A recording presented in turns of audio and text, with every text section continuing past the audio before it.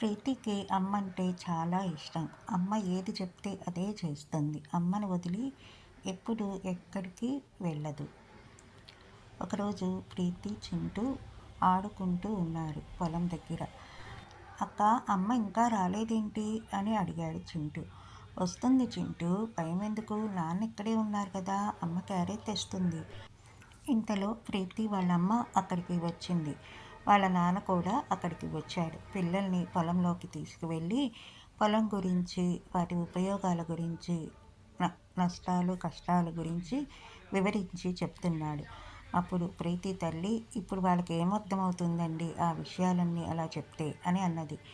లేదు రూపా, పిల్లలకి పంట పొలాల గురించి మంచిగా ఇప్పటి నుంచి పిల్లలకు చెప్తే వారికి అర్థమవుతుంది అని తండ్రి చెప్తూ ఉంటే ప్రీతి ఎంతో ఆనందంగా, సంబరంగా వింటుంది.